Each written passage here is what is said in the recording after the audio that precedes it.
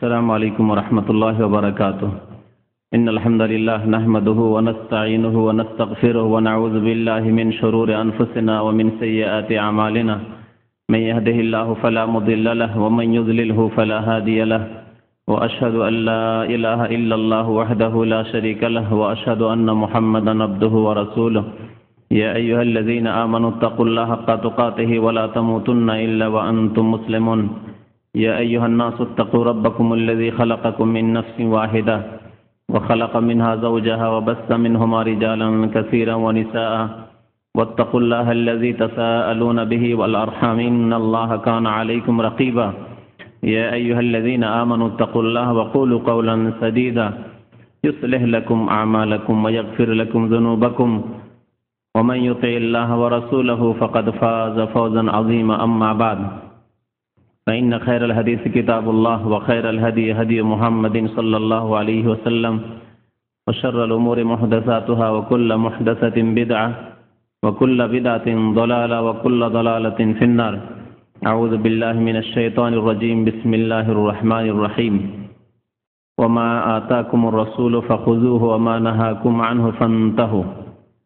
وقال الله تعالى في موضع آخر فمن كان يرجو لقاء ربه فليعمل عملا صالحا ولا يشرك بعبادة ربه أحدا. মহান আল্লাহর সমস্ত প্রশংসা, যে আল্লাহ আমাদেরকে সৃষ্টি করেছেন এবং আমাদেরকে এই উম্মতের, যে উম্মতকে আল্লাহ পাক রব্বুল আলামিন শ্রেষ্ঠ উম্মত বলে আখ্যায়িত করেছেন, সেই উম্মতের অন্তর্ভুক্ত হওয়ার তৌফিক দান করেছেন। দরুদ ও সালাম নাযিল হোক নবী মুহাম্মদ রাসূলুল্লাহ সাল্লাল্লাহু আলাইহি ওয়াসাল্লামের উপর, যার দ্বারা আল্লাহ পাক রব্বুল আলামিন তার সত্য দিন, তার মনোনীত দিনকে সম্পূর্ণ করেছেন। আল্লাহুম্মা সাল্লি আলাইহি আল্লাহুম্মা বারিক আলাইহি। আজকে রজব মাসের 24 তারিখ। আগামী কয়েকদিন পরেই নতুন আরেকটি মাস শুরু হবে, যে মাসের নাম হচ্ছে শাবান। আর তারপরেই এমন একটি মোবারক মাস রয়েছে যার নাম হচ্ছে মাহে রমাদান, বরকতময় মাস। আল্লাহ পাক রব্বুল আলামিন দিন এবং দুনিয়ার বহু বরকত নিহিত রেখেছেন এই রমজানুল মুবারক। একটি হাদিস এই রজব শাবানের মর্মে রয়েছে, যদি হাদিসটি সম্পর্কে অনেক মুহাদ্দিসিনদের মত যে হাদিসটি যঈফ, যে নবী করিম সাল্লাল্লাহু আলাইহি সাল্লাম রজব মাসে দোয়া করতেন, আল্লাহুম্মা বারিক লানা ফি রজব ওয়া শাবান ওয়া বাল্লিগনা রমাদান। হে আল্লাহ, আমাদের রজব শাবানে বরকত দান করো এবং আমাদেরকে ভালোভাবে রমজান পর্যন্ত পৌঁছিয়ে দাও। যঈফ হাদিস ফজিলতের জন্য আমাদের এমন কোনো প্রয়োজন করে না, তবে নবী করিম সাল্লাল্লাহু আলাইহি সাল্লাম থেকে যদি প্রমাণিত হয় তো ভালো কথা, আলহামদুলিল্লাহ। আর না হলে আমাদের সামনে যেসব সহিহ হাদিস রয়েছে, নবী সাল্লাল্লাহু আলাইহি সাল্লাম থেকে সহিহ সূত্রে যেসব কথা প্রমাণিত রয়েছে তাই যথেষ্ট।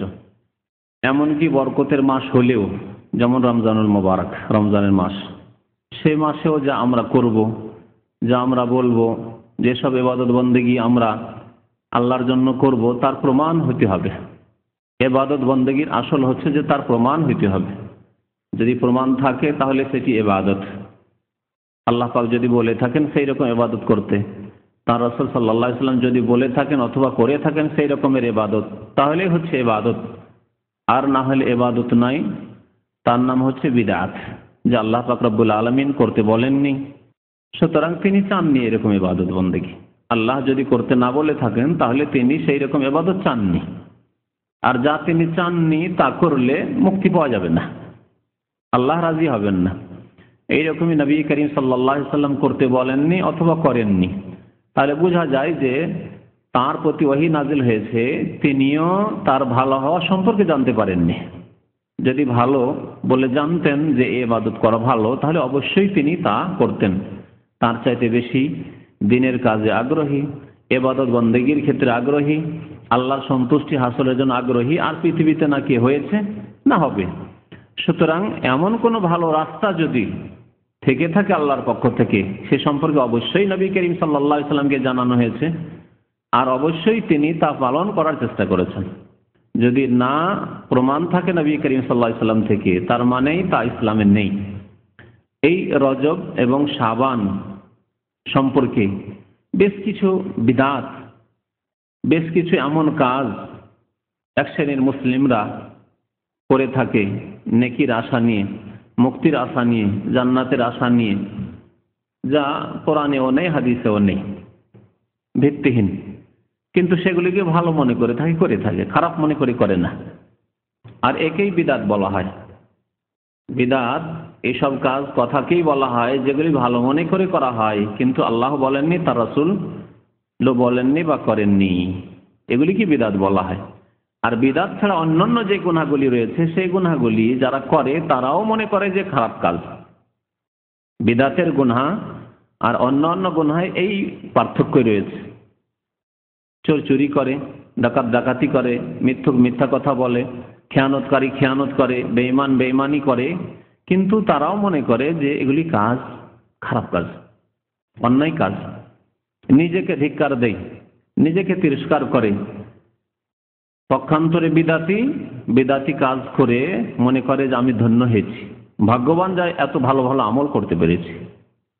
বিদাত করে সেই সব কাজকে ভালো মনে করে যে নেকি পাবো, মনে করে যে আল্লাহ সন্তুষ্টি পাবো, মনে করে যে আখিরাতে কাজে আসবে, দুনিয়ায় কাজে আসবে ইত্যাদি।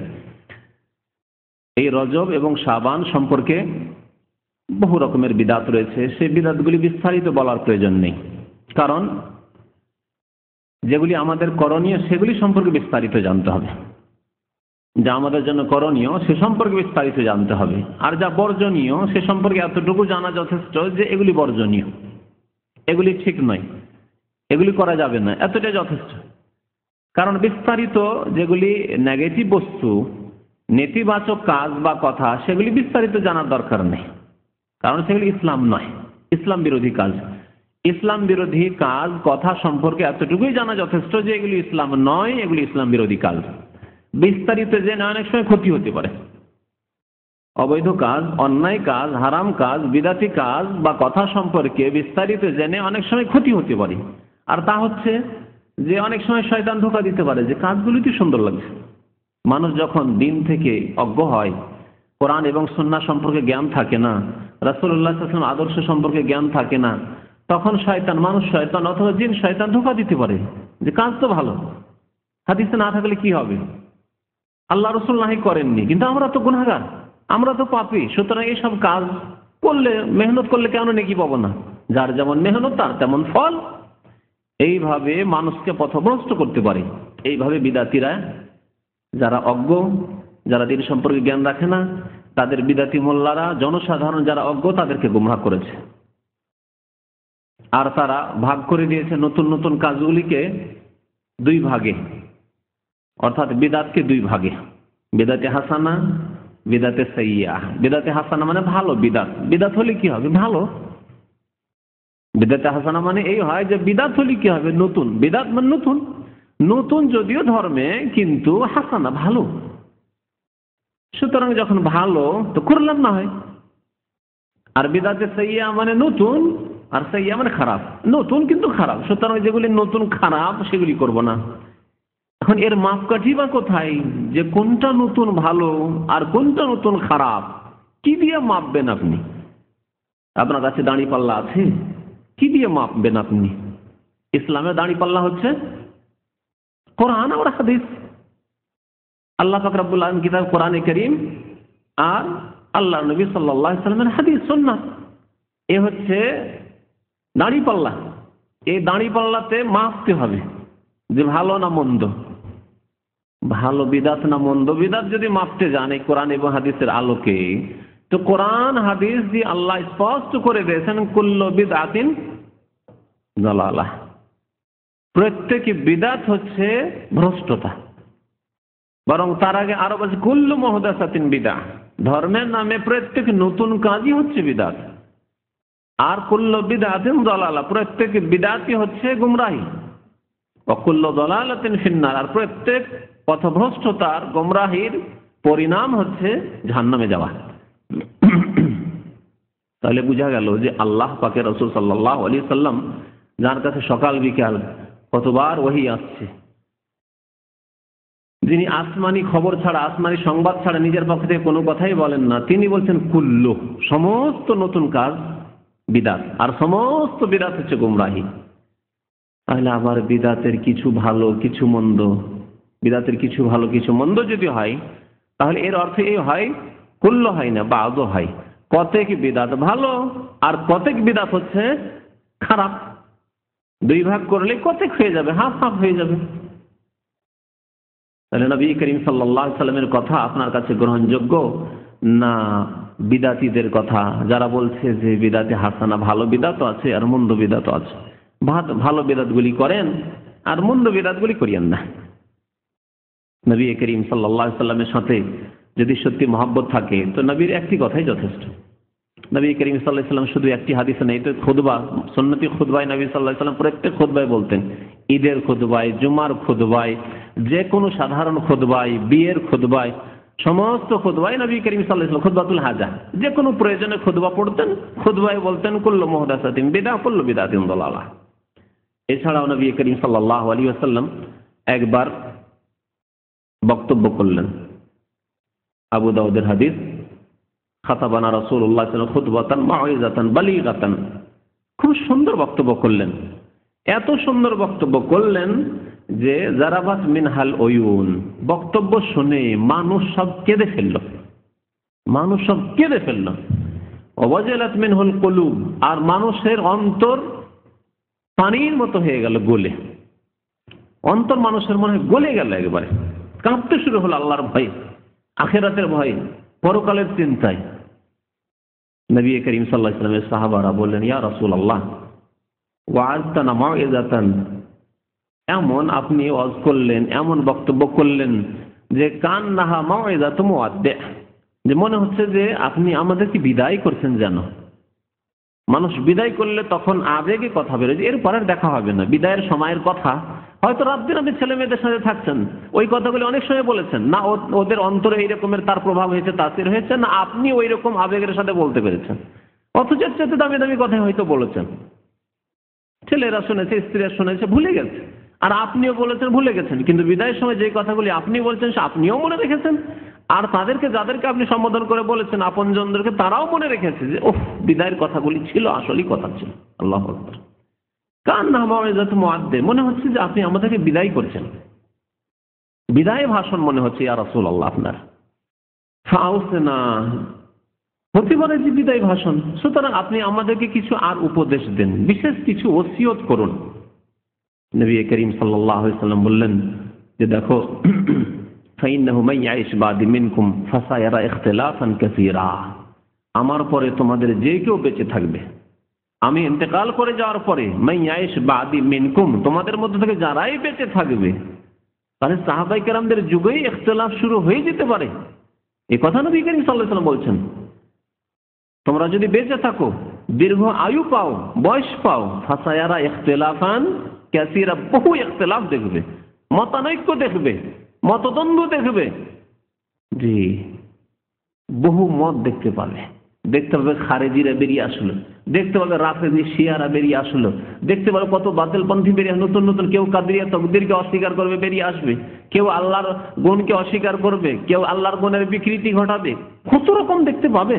ফাসায়ারা ইখতিলাফান কাসীরা, বহু ইখতিলাফ দেখবে, ব্যক্তি স্বার্থের জন্য ইখতিলাফ দেখবে, ধর্মীয় ইখতিলাফ ছাড়া। তখন কি করতে হবে?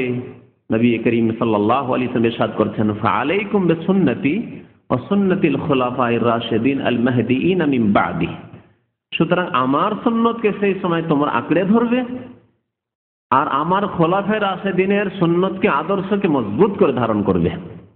আব্দু আলাইহি বিন নাওয়াজিজ, বড় মজবুত করে তোমরা ধারণ করবে, ছেড়ে দেবে না। নবীর সুন্নতকে আর খোলাফায়ে রাশিদিন আবু বকর, ওমর, ওসমান, আলী, এই চার খোলাফা রিজওয়ানুল্লাহ তাআলা আলাইহিম আজমাইন, তাদের সুন্নতকে তোমরা মজবুত করে ধারণ করবে, তাহলে পথভ্রষ্ট হবে না। ওয়া ইয়াকুম ওয়া মুহদাসাতিল উমুর, এবং সাবধান তোমরা, বেঁচে থাকবে তোমরা, দূরে থাকবে তোমরা, ইয়াকুম সতর্ক, সাবধান, ওয়া মুহদাসাতিল উমুর, নতুন নতুন কাজ থেকে, ধর্মের নামে নতুন নতুন কাজ থেকে, মুহদাসাতিল উমুর, ওখানে বলা হয়েছে কুল্লু মুহদাসাতিন বিদআহ, প্রত্যেক নতুন কাজ ধর্মের নামে হলে বিদআত, এখানে মুহদাসাতুল উমুর, নতুন নতুন কাজ থেকে তোমরা সাবধান, বেঁচে থাকবে। ফাইন্না কুল্লা মুহদাসাতিন বিদআহ, কারণ প্রত্যেক নতুন কাজ হচ্ছে বিদআত। দেখলেন, এখানে কুল্লু মুহদাসাতিন বিদআহ, কুল সমস্তকে বলা হয়েছে। তাহলে বোঝা গেল যে বিদআতের কোনো ভাগ নেই। যা কোরআন এবং হাদিসে আছে করণীয় বলে তা করণীয় সুন্নত, আর যা কোরআন এবং হাদিসে নেই তার নাম বিদআত। বিদআতের ভাগ নেই। সুন্নত গুলি হচ্ছে ভালো, সুন্নত মানেই ভালো। আল্লাহ নবীর তরিকা, সাহাবায়ে কেরামের তরিকা, সাহাবায়ে কেরাম যেহেতু কোনো নতুন তরিকা নিয়ে আসেননি, তারা নবী সাল্লাল্লাহু আলাইহি ওয়াসাল্লামের তরিকার উপরেই ছিলেন, সুতরাং সেটি হচ্ছে ভালো। এজন্য সুন্নত হচ্ছে হাসানা, বিদআত হাসানা হতে পারে না। বিদআতকে হাসানা বলা ওই রকমই, আচ্ছা যদি দুধকে বলেন ভালো, দুধ তো ভালো, ঠিক না? দুধকে বলেন ভালো, ভালো। সুন্নত হচ্ছে দুধ, খাঁটি দুধ, সুন্নত মানেই ভালো। পক্ষান্তরে পেশাব পায়খানা যদি বলে যে পেশাব পায়খানা দুই রকমের, ভালো আছে আর মন্দ আছে। পেশাব পায়খানা দুই রকমের। যদি আল্লাহর ওলির পায়খানা হয়, পীর সাহেবের পায়খানা হয়, আর হযরত মাওলানা যদি পায়খানা হয় তাহলে মোবারক, হ্যাঁ, তাহলে হাসানা ভালো। আর যদি বেনামাজির পায়খানা হয়, আধা নামাজির পায়খানা হয়, না যদি গুনাহগারের পায়খানা হয়, ফাসিকের পায়খানা হয়, তাহলে সেটা খারাপ। মেনে নেবেন যে হুজুরজির পায়খানা, পীরের কিবলার পায়খানা, আর শ্বশুর কিবলার পায়খানা, কিবলার তো অভাব নাই মাশাআল্লাহ, হ্যাঁ, মায়ের পায়খানা, বাবার পায়খানা, সেজন্য ভালো? কখনো ভালো না। পায়খানা নাপাক, পেশাব নাপাক, নাপাক। ওই রকম বিদআত মানে ধর্মের নামে নতুন কাজ, নতুন কাজ, সুতরাং মারদুতা, প্রত্যাখ্যাত। মা আয়েশা রাদিয়াল্লাহু তাআলা আনহার প্রসিদ্ধ হাদিস মুসলিম শরীফে রয়েছে, মান আমিলা আমালান লাইসা আলাইহি আমরুনা ফাহুয়া রাদ্দুন। যেই ব্যক্তি এমন কোন আমল করলো, আমল করলো না নয়, বেআমল নয়, বেনামাজি নয়, আমল করলো, তাহলে বোঝা গেল যে নামাজ পড়েও রোজা রেখেও যদি কেউ বিদআত করে, ভালো কর্ম করে, আমল করে, তার সাথে সাথে বিদআত করে, তাহলে যাবে জাহান্নামে। যেমন যাবে বেনামাজি, যেমন যাবে বেরোজগার, যেমন যাবে গুনাহগার, ফাসিক, তেমনই যাবে বিদআতি ফাসিক যারা, তারাও জাহান্নামে যাবে। মান আমিলা আমালান, যারা এমন কোন আমল করলো যে আমল লাইসা আলাইহি আমরুনা, সেই আমল আমার আদর্শ মোতাবেক নয়, নবী করিম সাল্লাল্লাহু আলাইহি ওয়াসাল্লাম সেই আমল করেননি, করতেও বলেননি, অনুমতি দেননি, এইরকম কোন আদর্শ ছেড়ে যাননি।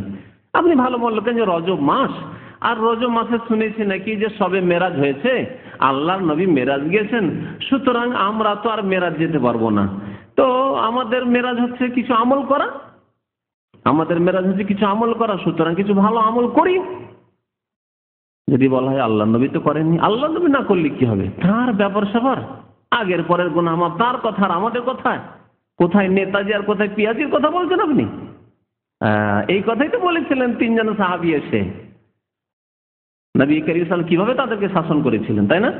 নবী সাল্লাল্লাহু আলাইহি ওয়াসাল্লাম হাদিস শেষ করি, মান আমিলা আমালান, যে ব্যক্তি এমন কোন আমল করলো যে আমল আমার আদর্শ মোতাবেক না, আমার সুন্নাত মোতাবেক নয়, ফাহুয়া রাদ্দুন, তা প্রত্যাখ্যাত, কবুল করবেন না, আল্লাহ কোনো ফল দিবেন না, ভালো ফল দিবেন না, হ্যাঁ খারাপ ফল পাওয়া যাবে।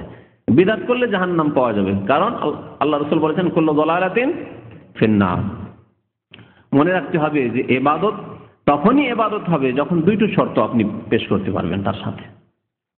ইবাদত তখনই ইবাদত হবে যখন দুইটি শর্তের সাথে আপনি ইবাদত পেশ করতে পারবেন। একটি হচ্ছে সেই কাজ, সেই আমল আল্লাহর জন্য করতে হবে।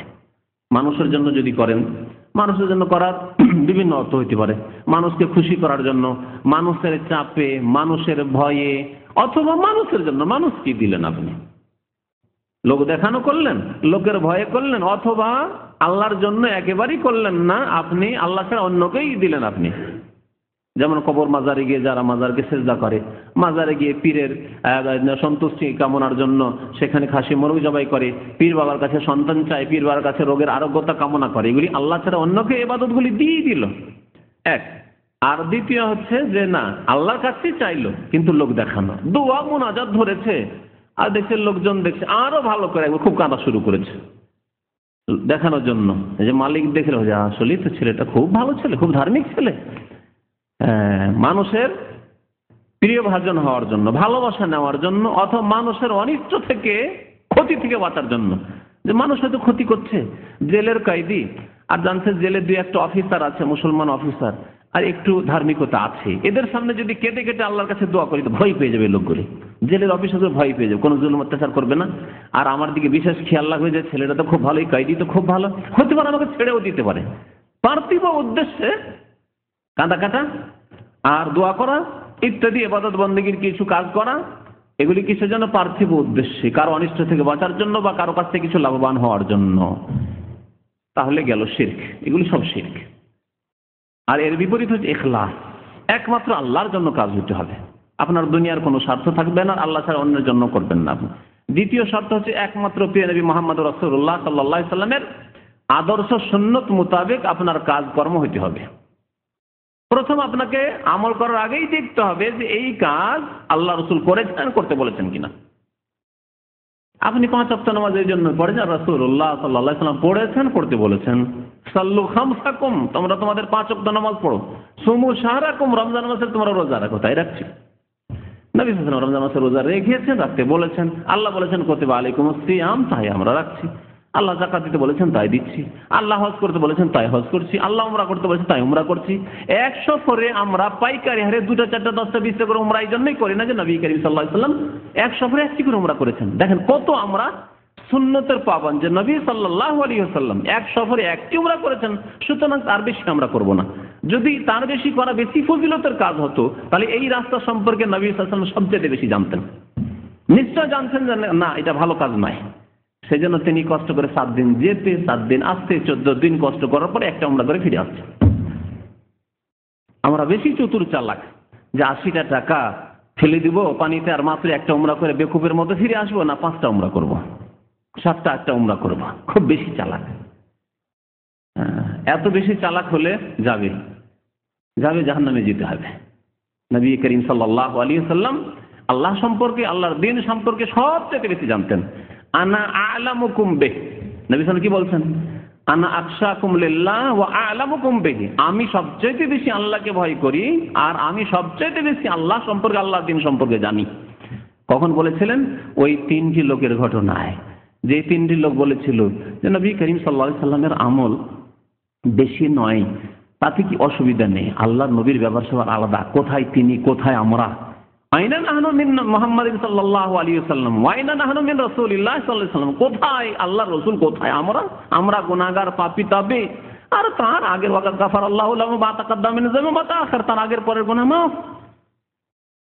সুতরাং তিনি রাত্রে ঘুমান, রাত্রে কিছুক্ষণ তাহাজ্জুদ পড়েন, আবার মাঝে মাঝে রোজা রাখেন, মাঝে মাঝে দিনে পানাহার করেন, তিনি বিয়ে শাদী করেছেন, তার ব্যাপার। কিন্তু আমাদের আরো বেশি আমল করতে হবে। তাই একজন কি বলল? ওসাল্লিল লাইলা ওয়ালা আনামু আবাদা, সারা রাত নামাজ পড়বো আর জীবনে কোনোদিন রাত্রে বিছানায় যাব না, ঘুমাবো না। ঘুম হারাম করে নিল একজন নিজের উপর। আর একজন বলছে কি? ওয়ামানা ফাসুমুন নাহারা ওয়ালা উফতির আবাদা, আমি সারা জীবন রোজা রাখবো, সারা জীবন ধরে রোজা রাখবো, কখনো দিনে পানাহার করব না। নবী করিম সাল্লাল্লাহু আলাইহি ওয়াসাল্লাম বলেছেন, খুব বেশি যদি রোজা রাখতে হয় তো দাউদ আলাইহিস সালামের রোজা রাখো। কিরকম? ইয়াসুমু ইয়াওমান ওয়া ইফতার ইয়াওমান, একদিন রোজা রাখেন আর একদিন ইফতার করেন, দিনে পানাহার করেন, আর সারা বছর ধরে রোজা রাখবেন জায়েজ না। সেই লোকটি বলল আমি সারা জীবন রোজা রাখবো। তৃতীয় লোক বলছে যে আম্মা আনা ফাতাযালুন নিসা ওয়ালা আতাযাওয়াজু আবাদা, আমি এক্ষুনি কি আমার স্ত্রীকে তালাক দিয়ে দেবো, তার বাবার বাড়ি পাঠিয়ে দেবো, ওয়ালা আতাযাওয়াজু আবাদা, জীবনে বিবাহ শাদী করবো না। আতাযালুন নিসা থেকে বোঝা যায় যে তার স্ত্রী ছিল, তার থেকে আলাদা হয়ে যাব, মানে ওকে জোড়া করে দেবো, তালাক দিয়ে দেবো, দিয়ে আর জীবনে বিবাহ শাদী করবো না। নবী করিম সাল্লাল্লাহু আলাইহি ওয়াসাল্লাম তাদের কথা যেমনই শুনতে পেলেন, নবী সাল্লাল্লাহু আলাইহি ওয়াসাল্লাম তখন ছিলেন না, শুনতে পেলেন যে এরকম কথাবার্তা বলে গেল, হয়তো বিবিদের কাছে শুনতে পেলেন, তাড়াতাড়ি করে ডাকলেন লোকগুলিকে, চলে যাচ্ছিল, সামান্য একটু দূরে গিয়েছে। শোনো শোনো শোনো শোনো, কি বলছিলেন? আনতুম আল্লাযী কুলতুম কাযা ওয়া কাযা, তোমরা এইসব কথাবার্তা বলছিলে না। আমি ইয়া রাসূলুল্লাহ, জি হ্যাঁ ইয়া রাসূলুল্লাহ। নবী করিম সাল্লাল্লাহু আলাইহি ওয়াসাল্লাম বললেন যে দেখো, এই কথাটি বলেছেন, আম্মা আনা, আমার কথা শুনে রাখো, যে আনা আখশাকুম লিল্লাহ, সবচেয়ে বেশি আল্লাহকে ভয় করি, তোমাদের চাইতে আল্লাহকে বেশি ভয় করি। সারা পৃথিবীর সবচেয়ে বেশি যিনি আল্লাহকে ভয় করেছেন তিনি মুহাম্মদুর রাসূলুল্লাহ সাল্লাল্লাহু আলাইহি ওয়াসাল্লাম। ওয়া আ'লামুকুম বিহি, আর সবচেয়ে বেশি আল্লাহ সম্পর্কে, আল্লাহর দ্বীন সম্পর্কে জানি। তাহলে যেই ব্যক্তি আল্লাহর দ্বীন সম্পর্কে সবচেয়ে বেশি জানেন, তিনি জানতেন না যে রজব মাসে কি করতে হবে, তিনি জানতেন না যে শাবান মাসে কি করতে হবে, তিনি করলেন না, তিনি করতে বললেন না, আর আমরা বুঝে নিলাম যে না, ভালো কাজ আরো আছে, করতে হবে। অথবা নবী করেননি তাই বলে আমাদের করতে হবে না। কত বড় গুমরাহি! লা তুকাদ্দিমু বাইনা ইয়াদাইল্লাহি ওয়া রাসূল, সূরা হুজুরাতের ১ম নম্বর আয়াত। আল্লাহ বলছেন, ইয়া আইয়ুহাল্লাযীনা আমানু, হে মুমিনগণ, লা তুকাদ্দিমু বাইনা ইয়াদাইল্লাহি ওয়া রাসূলিহি, আল্লাহ এবং রাসূলের আগে বাড়িও না। যে আল্লাহ করতে বললেন না, রাসূলও করতে বললেন না, আর তার আগে বেড়ে যাবে না, আমাদের আরো বেশি করতে হবে। লা তুকাদ্দিমু বাইনা ইয়াদাইল্লাহি ওয়া রাসূলিহি ওয়াত্তাকুল্লাহ, আল্লাহকে ভয় করা। যথেষ্ট। আল্লাহ যা চেয়েছেন তাই আদায় করতে পারেন না। নিজের হিসাব করেন যে কতদিন আপনার ফজরের জামাত ছুটছে, হিসাব করেন যে কতদিন আপনার তাকবীরে তাহরিমা ছুটছে। একদিনের আজকের হিসাবে 5 ওয়াক্ত নামাজ তাকবীরে তাহরিমা আউয়াল ওয়াক্ত সহ পেয়েছেন আপনি? মসজিদের হক, নবী সাল্লাল্লাহু আলাইহি ওয়াসাল্লাম বলছেন মসজিদে গিয়ে 2 রাকাত নামাজ পড়বে, পড়তে পেরেছেন আপনি তাহিয়াতুল মসজিদ 5 ওয়াক্ত না? এইরকম কত যে নেকির রাস্তা রয়েছে যেগুলি নবী করিম সাল্লাল্লাহু আলাইহি ওয়াসাল্লাম আমাদের মাঝে ছেড়ে গিয়েছেন, সেসবের আমরা পরোয়া করি না, সেসবের প্রতি ভক্তি নেই। বহু সুন্নত আমরা সাফ করে দিয়েছি, নেই দেশে, জানেই না মানুষ। তাহিয়াতুল মসজিদ আমার দেশের মানুষরা জানেই না, জানলে জানে যে একটা নামাজ আছে, কিন্তু আমলের দিক দিয়ে নেই, বরং এর বিরোধিতা আছে। বসতে হবে 1-2 মিনিট, তারপর উঠে নামাজ পড়া শুরু করবে, বিশেষ করে জুমার দিনে। আর নতুন নতুন বিদাতের রাস্তা খুলে রেখেছে। এই রজব মাস আর শাবান মাস, এসব সম্পর্কে বিশেষ করে আমাদের দেশের কিছু বিদাতি কিতাব মানুষকে খুব গোমরাহ করেছে, মানুষকে খুব গোমরাহ করেছে।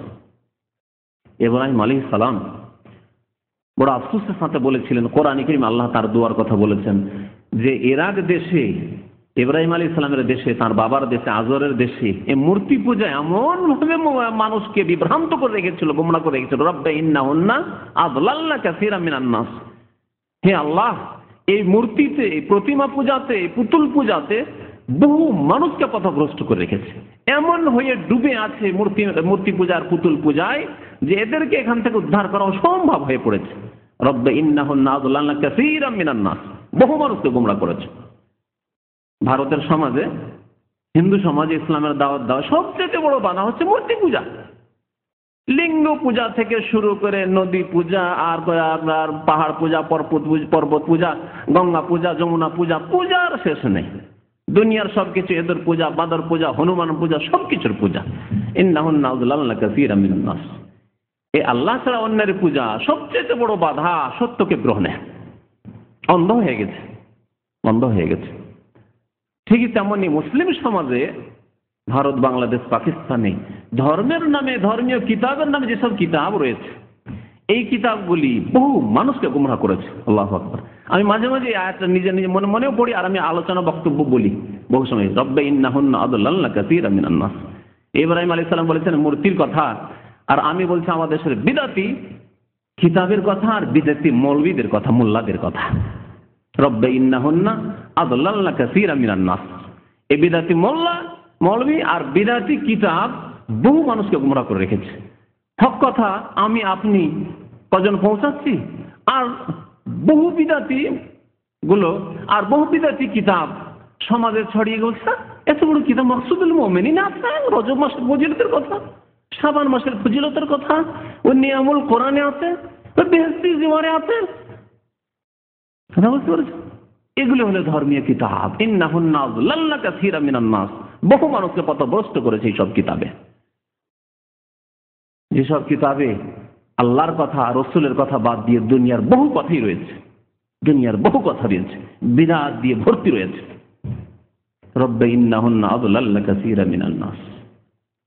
ইব্রাহিম আলাইহিস সালাম, ফামান তাবিআনি ফাইন্নাহু মিন্নি, সুতরাং হে আল্লাহ, যে আমার অনুসরণ করবে সে আমার দলভুক্ত, আমার উম্মতের। ইব্রাহিম আলাইহিস সালামের উম্মতের কে? তাহলে ইব্রাহিম আলাইহিস সালাম যে অনুসরণ করবে।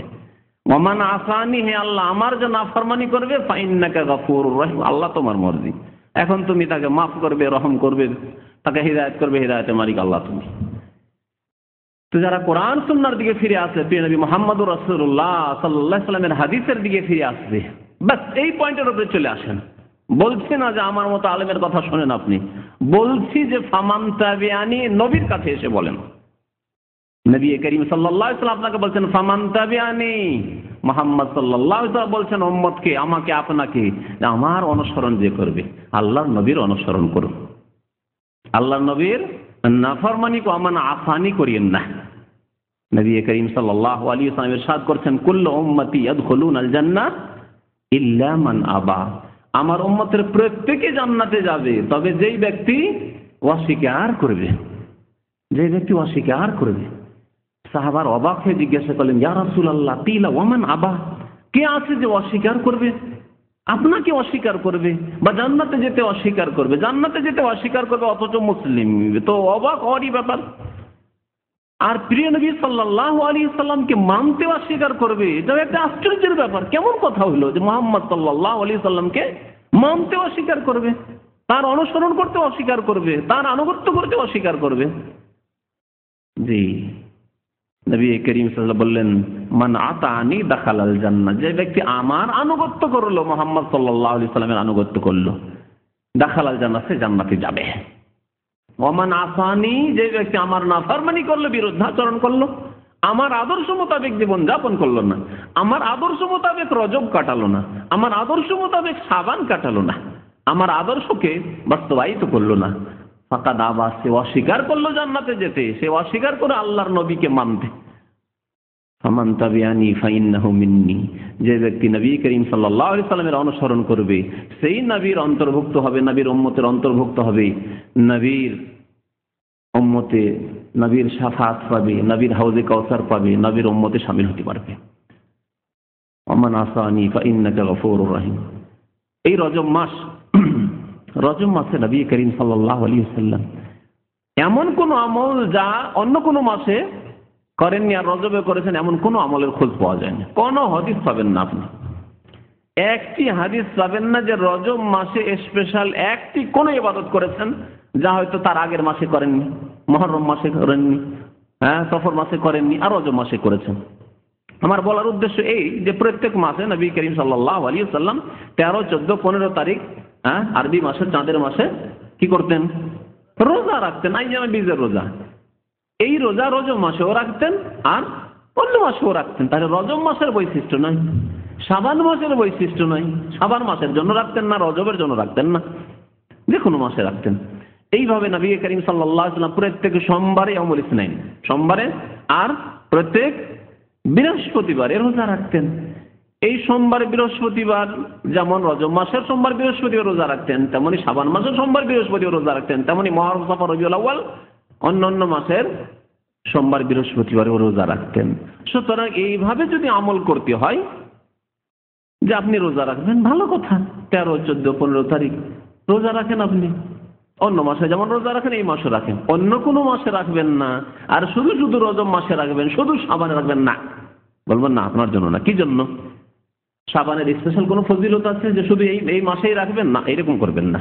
প্রত্যেক মাসে রাখার চেষ্টা করেন যদি নবী করিম সাল্লাল্লাহু আলাইহি সাল্লামের সুন্নতের আপনি অনুসরণ করতে চান। এই রজব মাস সম্পর্কে আমাদের দেশের অনেকের ধারণা যে এই মাসে মেরাজ হয়েছে, এই মাসে মেরাজ হয়েছে 27 রজব। বিশেষ করে প্রথম কথা, মেরাজ কখন হয়েছে এই সম্পর্কে সাহাবায়ে কেরামদের যুগ থেকে ইখতিলাফ চলে আসছে। যদি এটি শরীয়তের ব্যাপার হতো যে মেরাজ 27 রজবে হয়েছে আর সেই দিনটি মনে রাখতে, মুখস্থ রাখতে হবে, তাহলে সাহাবায়ে কেরামরা যেমন ঈদুল ফিতর, ঈদুল আজহাকে মুখস্থ রেখেছেন, রমজান মাসের হেফাজত করে আমাদের পর্যন্ত পৌঁছেছেন, তেমনি এই রাতের সম্পর্কেও তারা একমত আমাদের কাছে পৌঁছাতেন। ঈদুল ফিতর কখন হয়? প্রথম সওয়ালে, তাই না? ঈদুল আজহা কখন হয়? 10ই জিলহজ। এই সম্পর্কে কোনো ইখতিলাফ আছে কি? মতানৈক্য নেই।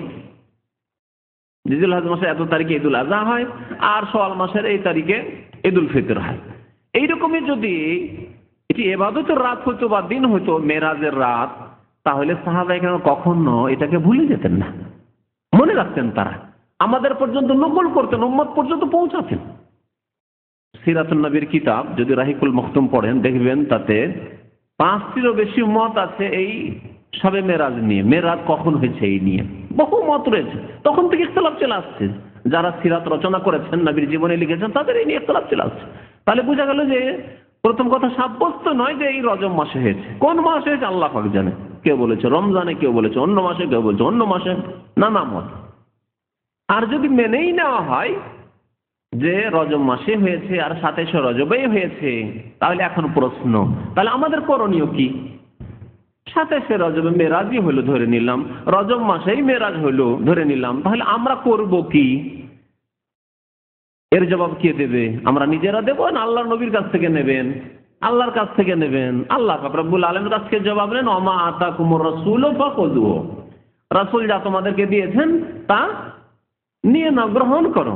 নবী যদি দিয়ে থাকেন যে নবী সাল্লাল্লাহু আলাইহি ওয়াসাল্লামের মেরাজ হয়েছে এতে কোনো সন্দেহ নেই, কিন্তু কখন হয়েছে তাও জানলাম না, মেনেই নিলাম যে হ্যাঁ 27 রজবে হয়েছে, তারপরে করব কি? তাহলে আল্লাহ বলছেন ওমা আতাকুমুর রাসূল, কিছু দিয়ে যান।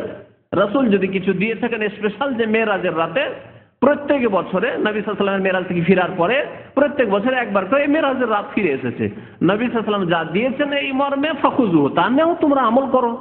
ওমা নাহাকুম আনহু, আর যেসব কাজ কথা থেকে নিষেধ করেছেন ফান্তাহু, বিরত থাকো। নবী করিম সাল্লাল্লাহু আলাইহি ওয়াসাল্লাম ধর্মের নামে নতুন কাজ থেকে বাধা দিয়েছেন, সাবধান করেছেন। ওয়া ইয়াকুম ওয়া মুহদাসাতিল উমুর, নতুন কাজ থেকে তোমরা সাবধান, দূরে থাকো। আর রাসূলুল্লাহ সাল্লাল্লাহু আলাইহি সাল্লাম তার আমল দ্বারা, তার কথার দ্বারা মেরাজের রাতে কিছু ইবাদত বন্দেগী নফল করতে হবে তা দেননি, দিনে রোজা রাখতে হবে তা দেননি, রাত্রে নফল পড়তে হবে তা দেননি। সুতরাং ফাহুয়া রাদ্দুন, কেউ যদি এইসব কাজ করে তাহলে তা হচ্ছে প্রত্যাখ্যাত, মারদুদ, মুখে ছুড়ে দেওয়া হবে। ওয়া কুল্লু দালালাতিন ফিন্নার, আর প্রত্যেক গুমরাহির পরিণাম জাহান্নামে যাওয়া হবে, জাহান্নামে যেতে হবে। কাল কিয়ামতে হাসরের মাঠে কত না আশাবাদী আমরা হব, সবাই আশাবাদী ইনশাআল্লাহ তাআলা। এই উম্মতের, নবী করিম সাল্লাল্লাহু আলাইহি ওয়াসাল্লামের উম্মতের প্রত্যেকে, নারী পুরুষ ছোট বড় সবাই আশাবাদী যে প্রিয় নবী সাল্লাল্লাহু আলাইহি ওয়াসাল্লাম মোবারক হাত থেকে হাউজে কাউসার একটু পানি খাবো, সবাই আশাবাদী। কিন্তু আশা করলেই পাওয়া যায় না, আশা মোতাবেক কর্ম করতে হবে। আশা যদি করেন যে খুব ভালো বাড়িতে বাস করব, আশা যদি করেন যে ভালো একটা পরিবারে বিয়ে শাদী করব, আশা যদি করেন যে আমি দুনিয়াতেও সুখী হব আখেরাতেও সুখী হব, তো কিছু কাজকর্ম করতে হবে। জাহেল মূর্খ, নামাজ পড়তে জানেন না, আর বলছেন অমুকের বাড়ি অমুক পরিবারে, ইসলামিক পরিবারে আমি বিয়ে করব, আর বিয়ে করার জন্য বড় আশা নিয়ে বসে আছেন, আর গিয়েছেন পাত্রী দেখতে, আর যার পরে নামাজ পড়তে সেই দিন তো নামাজ পড়বেন, নামাজ পড়তে পারে এদিকে তাকাচ্ছে না করে ওইদিকে তাকাচ্ছে, নামাজই পড়তে জানেন না, আমি ভালো পরিবারে বিয়ে করবো আমি। বলেন তাহলে আপনি চিন্তা করেন যে আপনি শুধু কামনা করলেই হবে, বাসনা করলেই হবে? না, হবে না। একজন আরব কবি বলেছেন, তারজুন নাজাত ওয়া লাম তাসলুক মাসালিকাহা, মুক্তির তো আশা করো কিন্তু মুক্তির রাস্তায় তো চলো না। তারজুন নাজাত ওয়া লাম তাসলুক মাসালিকাহা ইন্নাস সাফিনাতা লা তাজরি আলাল ইয়াবাসি, জানো যে পানি জাহাজ কোনদিন শুখা জায়গায় চলবে না, পানি জাহাজ চালাতে হলে পানি লাগবে, নদী লাগবে, সমুদ্র লাগবে, পানি লাগবে, তাহলে পানির ওপর জাহাজ চলবে, পানি জাহাজ চলবে। আর স্থলে কোনোদিন পানি জাহাজ চলবে না। তুমি যদি আশা করো, বড় বড় আশা করো, তাহলে সেই মোতাবেক কর্ম করতে হবে। মুক্তির আশা করলে, হাউজে কাউসারের আশা করলে, শাফাআতের আশা করলে নবী করিম সাল্লাল্লাহু আলাইহি সাল্লামের সুন্নতের ভক্ত হইতে হবে, সুন্নতের ভক্ত হইতে হবে, যে নবী কি করেছেন তা তলাশ করব, তন্ন তন্ন করে তলাশ করে, ছোট কাজ নবী করেছেন করব। বড় মনে হচ্ছে, লোকেরা খুব বড় মনে করে কাজ করছে, কিন্তু নবী করেননি, করব না, বিরোধিতা করব। সারা পৃথিবী একদিকে হয়ে যায়, আমি একাই বিরোধিতা করব, কারণ আমার প্রিয় নবী মুহাম্মদুর রাসূলুল্লাহ সাল্লাল্লাহু আলাইহি ওয়াসাল্লাম এই কাজ করেননি, এই কথা করেননি। হাউজে কাউসারের পানি খাওয়ার জন্য যখন উম্মতের লোকেরা আসবে, বেনামাজি তো আগে চিহ্নিত হয়ে যাবে। বেনামাজির যেহেতু দেখলে বোঝা যাবে যে ওযুর অঙ্গতে কোনো চমক নেই, কারণ বেনামাজি, নামাজি পড়েনি তো আবার উযু কিসের। সুতরাং তাদেরকে প্রথমে চিহ্নিত করে দেওয়া হবে, এরা তো হাউজে কাউসার পাবেই না। কিন্তু আরেক দল হবে যাদের ওযুর অঙ্কগুলি খুব চমকিবে। গুররাম মুহাজ্জালিনা মিন আসারিল ওযু, ওযু করেছে, তারা নামাজি, তারা কিন্তু ছিল বিদাতি, সবে মেরাজ পালন করেছে, সবে বারাত পালন করেছে, ঈদে মিলাদুন নবী করেছে, জি, রাগায়েবের নামাজ পড়েছে, হাজারি নামাজ পড়েছে, আর এরকম বহু বিদাত করেছে। নাওয়াইতুল উযু, নাওয়াইতুস সালাহ, নাওয়াইতু আন উসাল্লিয়া আনা ইমামুল লিমান হাজারা ইক্তাদাইতু বিহাযাল ইমাম, আর এইরকম জায়নামাজের দোয়া, আর সম্মিলিত মোনাজাত, বহু বিদাত এরকম করেছে। বিদাতের অভাব নেই, বহু বিদাত করেছে। এইসব বিদাত নিয়ে আর নামাজ নিয়ে গিয়েছে, নামাজ নিয়ে গেছে কিন্তু নামাইতওয়ালা নামাজ, অন্তরের নিয়ত নয়, মুখের নিয়তওয়ালা নামাজ নিয়ে গিয়েছে। কথা বলতে পেরেছেন?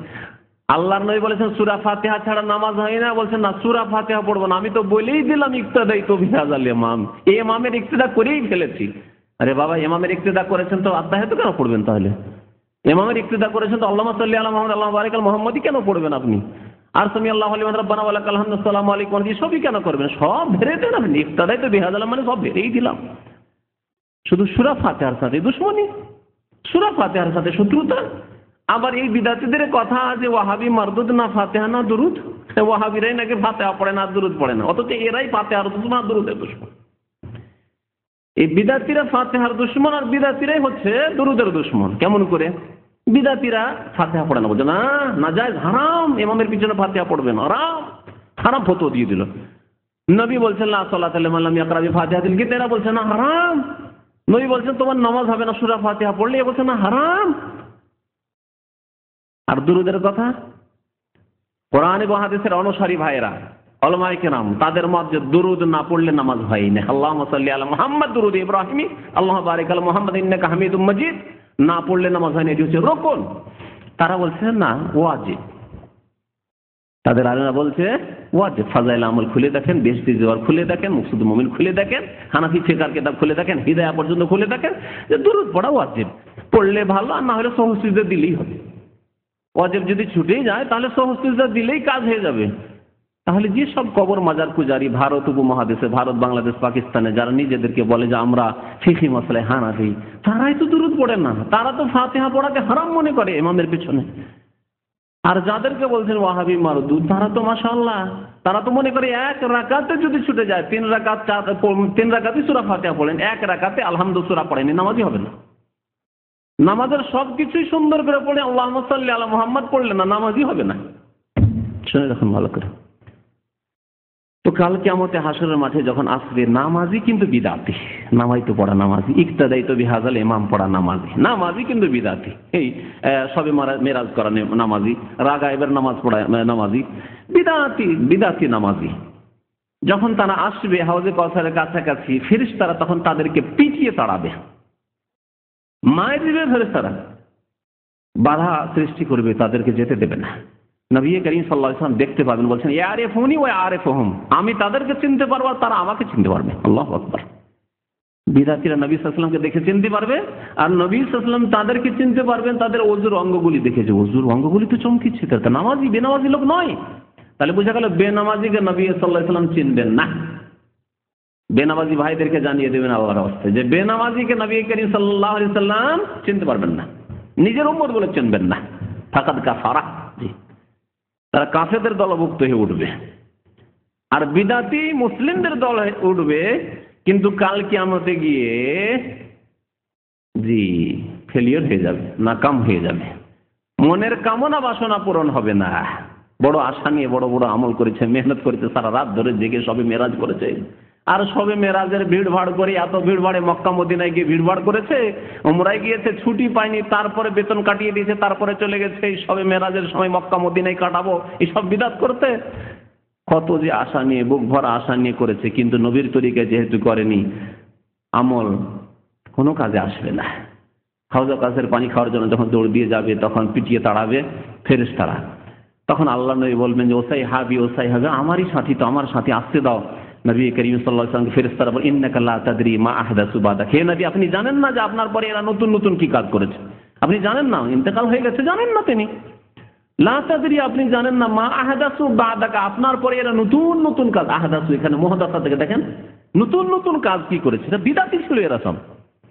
এরা সবে মেরাজ করেছে, এরা সবে বারাত করেছে, এরা রাগাইব পড়েছে, এরা হাজারি নামাজ পড়েছে, এরা ঈদে মিলাদুন্নবী করেছে, এরা ম্যারেজ ডে করেছে, এরা বার্থডে করেছে, এরা ভ্যালেন্টাইন ডে, ওই ভালোবাসা দিবস করেছে, সব বিদাতি। জি, নামাজ রোজা করে আর ভালোবাসা দিবস পালন করে, নামাজ রোজা করে আর ম্যারেজ ডে, আজকে বিবাহ দিবস, স্বামী স্ত্রী দুজনে খুব খুশি, আজকে আমাদের ম্যারেজ ডে, আজকে কিছু ভালো খেতেই হবে। কথা বুঝতে পেরেছেন? হ্যাঁ, আজকে আমার অমুক ছেলের যে জন্ম দিবস, মৃত্যু দিবস, এই দিবস সেই দিবস। জি, জানেন না যে এরা বিদাতি হয়ে এসেছে। নবী করিম সাল্লাল্লাহু আলাইহি ওয়াসাল্লাম তখন কি বলবেন?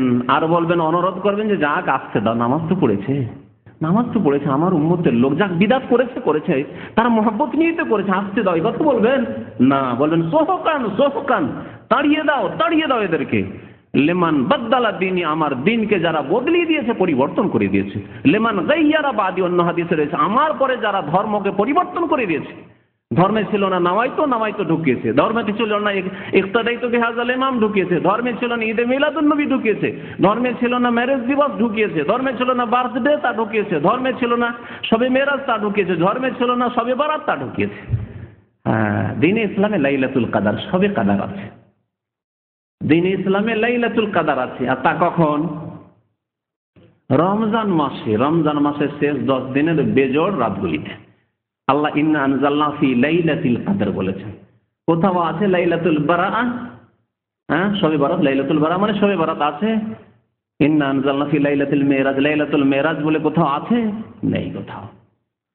আল্লাহ বলেছেন কোরআন নাযিল হয়েছে রমজান মাসে, সুতরাং রমজান মাসের এর একটি রাতের ফজিলত, ওই একটি রাতের সন্ধানের জন্য 5টি রাত মেহনত করে থাকি আমরা। নবী করিম সাল্লাল্লাহু আলাইহি ওয়াসাল্লাম 5টি রাত মেহনত করতে বলেছেন। এছাড়া রজব মাসে এমন কোনো দিন নেই, এমন কোনো রাত নেই যা ফজিলত রাখে। এইরকমই মনে রাখেন, রজব মাসে ওমরার ভিড় পড়ে যায়, খুব ওমরার ভিড়, টিকিট পাওয়া যায় না। আমাদের এক ভাই এসে বলেন যাবেন, উনি তো টিকিটই পাচ্ছেন না, সিট নেই। বিদাতীদের ওমরার ভিড় চলছে। আপনারা সুন্নতির একটু ছেড়ে দেন, অন্য সময় যান, কেন বিদাতীদের সহযোগিতা করা হবে। ওরসের মেলায় মুশরিকেরা আর বিদাতিরা ভিড়ভাড় করে, আপনি যদি বলেন যে আমি একটু দেখতে যাবো যে কি তামাশা হচ্ছে, তাহলে বাতিলের সাহায্য সহযোগিতা করবেন। কেন যাবেন ওই সব জায়গায় শিরকের আড্ডায়? হিন্দুর মন্দিরে আপনি যাবেন, সংখ্যা বাড়ালে একজন তো বাড়লো আপনি যাওয়ায়। ওই রকমই আপনি মুশরিক কবর পূজারীদের আপনি ওরসে মাজারে গিয়ে আপনি যখন গেলেন একজন, অথচ শিরক বিদআত করার জন্য যাননি, তামাশা দেখার জন্য গেছেন, তা আপনি তো একজনের সংখ্যা বাড়িয়ে দেন। লোকজন বলে এত লোক হয়েছিল, আপনার মতো 10-20 জন 50 জন আসলে তো আরো সংখ্যা বাড়বে। বাতিলের সহযোগিতা করা হবে এইভাবে। সুতরাং বিদআতপন্থীদের সহযোগিতা না, ইচ্ছা করে আপনি এই সময় এই সপ্তাহে উমরা যাবেন না, যাবেন না। কারণ এক ভ্রান্ত ধারণা দিয়ে নিয়ে যাওয়া হচ্ছে যে এই রজব মাসে আর এই শবে বারাতের না শবে মেরাজের সময়, এই মেরাজের দিনগুলিতে বা রাতগুলিতে যদি ওমরা করা যায় তো বড় সওয়াব রয়েছে। না, রজব মাসের কোন ওমরা নবী করিম সাল্লাল্লাহু আলাইহি ওয়াসাল্লাম করেননি। নবী সাল্লাল্লাহু আলাইহি ওয়াসাল্লাম সম্পর্কে মা আয়েশা রাদিয়াল্লাহু তাআলা আনহা কি বলছেন শুনেন। মা আয়েশা বলছেন, ওমা আইতামারা তানি রাসূলুল্লাহ সাল্লাল্লাহু আলাইহি ওয়াসাল্লাম ফি রাজাবা কাত্তু। নবী করিম সাল্লাল্লাহু আলাইহি ওয়াসাল্লাম রজব মাসে কখনো উমরা করেননি। বুখারীর হাদিস, মুসলিম শরীফের হাদিস, বুখারী মুসলিম শরীফের হাদিস। কখনো নবী সাল্লাল্লাহু আলাইহি ওয়াসাল্লাম রজব মাসে উমরা করেননি। আর সারা বিশ্বের বিদাতি মুসলিমদের ভিড় ভাড় মক্কায় আর মদিনায়। দেখছেন কোন পথে রয়েছে অধিকাংশ মানুষ, জাহান্নামে যেতে আগ্রহী বিদাতি। নবী সাল্লাল্লাহু আলাইহি ওয়াসাল্লাম সুন্নতের কথা বললে কোনো পরোয়া করে না। নবী সাল্লাল্লাহু আলাইহি ওয়াসাল্লাম 4টি উমরা করেছেন, 4টি উমরাই ছিল জিলকাদ মাসে। একটি উমরা ছিল যে হুদাইবিয়ার সন্ধির সময় রাস্তা থেকে ফিরে আসলেন, ওর জবাই করে কুরবানি করে রাস্তা থেকে, যেহেতু মক্কার কাফেরা ঢুকতে দিল না। 6ষ্ঠ হিজরির 7ম হিজরিতে উমরাতুল কাজা, যে 3 দিন থাকলেন মক্কায় আর উমরা করলেন, তাও ছিল জিলকাদ মাসে। আর তারপরে আপনার মক্কা বিজয়ের পরে হুনাইনের যুদ্ধ আর তায়েফের যুদ্ধ, এইসব জিয়ারানার থেকে যে উমরা করেছেন নবী করিম সাল্লাল্লাহু আলাইহি ওয়াসাল্লাম রাতারাতি, ওই আরেকটি উমরা হুনাইনের গনিমতের ধন সম্পদ ভাগ বন্টন করার পরে। আর 4 নম্বরের উমরা করেছেন নবী করিম সাল্লাল্লাহু আলাইহি ওয়াসাল্লাম হজের সাথে, হজে কিরানের সাথে উমরা করেছিলেন বিদায় হজের সময় 10ম হিজরিতে। এই 4টি উমরা 4 বারে নবী করিম সাল্লাল্লাহু আলাইহি ওয়াসাল্লাম করেছেন। সুতরাং এছাড়া এমন কোন আমল নেই। নবী করিম সাল্লাল্লাহু আলাইহি ওয়াসাল্লামের আমল রজব মাসে কিছু নেই। এইভাবে শাবান মাসের 15 তারিখের দিন আর রাত বিশেষ ফজিলতের মনে করা হয়। এই মর্মে বেশ কিছু হাদিস আছে, সেই হাদিসগুলির সবগুলি প্রায় হয় জাল মওযু, খুব সংক্ষেপে শুনে রাখেন, আর না হলে যঈফ। জাল মিথ্যা মওযু হাদিস, আর না হলে যঈফ হাদিস। একটি হাদিস রয়েছে যে হাদিসটিকে কিছু কিছু মুহাদ্দিসরা হাসান বলেছেন, সহি তো বলেননি, হাসান বলেছেন। তারও বিভিন্ন সূত্র রয়েছে, তারও বিভিন্ন সূত্রগুলি যঈফ রয়েছে। তার মধ্যে 2-1টি সূত্রকে নিয়ে বলা হয়েছে যে হাদিসটি হাসান হতে পারে। সেই হাদিসে ফজিলত আছে, কিন্তু এই কথা বলা হয়নি যে ওই রাতে আপনারা বেশি বেশি ইবাদত করুন, এই কথা বলা হয়নি। হাদিসটি শোনাই আপনাদেরকে। ইবনে মাজাহ হাদিস রয়েছে, মুসনাদ আহমদে রয়েছে, ইন্নাল্লাহা লা ইয়াত্তালিউ ফি লাইলাতিন নিসফি মিন শাবান। আল্লাহ পাক রব্বুল আলামিন শাবানের 15 তারিখে সারা পৃথিবীর দিকে দেখেন, আল্লাহ দেখেন বান্দাদের দিকে। ফায়াগফিরু লিজামিই খালকিহি, সুতরাং সমস্ত সৃষ্টিকে আল্লাহ মাফ করেন, মানে মুসলিমদেরকে মাফ করেন, মুসলিম জিন মুসলিম মানুষকে আল্লাহ মাফ করেন। ইল্লা লিল মুশরিক আও মুশাহিন, তবে আল্লাহ দুই শ্রেণীর মানুষ এবং দুই শ্রেণীর জিনকে আল্লাহ মাফ করেন না। কারণ জিন এবং ইনসানের জন্য দিন ইসলাম নাযিল হয়েছে, ঠিক না? সুতরাং জিন ইনসানের, সমস্ত মাখলুক মানে জিন ইনসানের কথাই বলতে হবে। দুই শ্রেণীর মানুষকে আল্লাহ মাফ করেন। ফায়াগফিরু লিজামিই খালকিহি, সমস্ত সৃষ্টিকে আল্লাহ মাফ করেন, তবে দুই শ্রেণীর মানুষকে আল্লাহ মাফ করেন না, দুই শ্রেণীর জিনকে আল্লাহ মাফ করেন না। এক হচ্ছে মুশরিককে আল্লাহ মাফ করেন না। সুতরাং মাজারপন্থী যে ব্যক্তি, যে মনে করে যে ওলিয়া উলিয়ার কাছ থেকে পাওয়া যায়, মাজার থেকে পাওয়া যায়, চাদর চড়ালে পাওয়া যায়, খাসি মুরগ জবাই করলে পাওয়া যায়, তাদেরকে মাফ করেন না। যারা তাবিজ বাঁধে হাতে গলায়, তাদেরকে আল্লাহ মাফ করেন না। মুশরিক যে শিরক করলো, মুশরিককে আল্লাহ মাফ করেন না। আর কাকে মাফ করেন না? তাহলে মুশরিককে মাফ করেন না। যত কাফের রয়েছে, সে জিন কাফের হোক আর মানুষ কাফের হোক, সমস্ত কাফের মুশরিকের অন্তর্ভুক্ত, কাফেরকে মাফ করেন না। আর মুসলিমদের মধ্য থেকে যাদের আকীদা আমলে শিরক ঢুকে রয়েছে, তারাও এর থেকে বেরিয়ে চলে গেল। তাহলে বাঁচলো কে? একমাত্র মুমিন, তাই না? মুমিন যাদের আকীদা আমলে শিরক নেই, তাদেরকে শুধু আল্লাহ মাফ করবেন। আবার মুমিনদের মধ্যে যাদের আকীদা আমলে শিরক নেই, তাদেরকে মধ্যে থেকেও এক শ্রেণীর লোককে আল্লাহ মাফ করবেন না। তারা কারা? মুশাহিন, যারা অন্তরে শত্রুতা বিদ্বেষ রাখে। নামাজি, শিরিক করেন না, আকীদায় শিরক নেই, আমলে শিরক নেই, কিন্তু অন্তরে শত্রুতা রাখেন কোন মুসলিম ভাই সম্পর্কে, কোন মানুষ সম্পর্কে বিদ্বেষ রাখেন, হিংসা রাখেন। তাহলে অন্তরে যদি শত্রুতা থাকে, হিংসা থাকে, বিদ্বেষ থাকে, অথচ আপনি নামাজি মানুষ, অথচ শিরিক করেন না, অথচ তাবিজ ব্যবহার করেন না, অথচ কোন রকমের শিরিক না, ছোট শিরিক করেন না, বড় শিরিক করেন, আল্লাহ ছাড়া অন্যের কসম করেন না, ইত্যাদি শিরিক থেকেও বেঁচে আছেন আপনি, মাশাআল্লাহ। কিন্তু অন্তরে যেহেতু শত্রুতা রয়েছে, কোন মানুষকে, মুসলিমকে বরদাস্ত করতে পারেন না আপনি, কারো উন্নতিকে বরদাস্ত করতে পারেন না আপনি, কারোর সাথে আপনি মিলেমিশে থাকতে পারেন না আপনি, শত্রুতা বিদ্বেষ, কথা বলেন না, দেখলে দূরে সরে যান তাকে, তাহলে আল্লাহ মাফ করবেন না।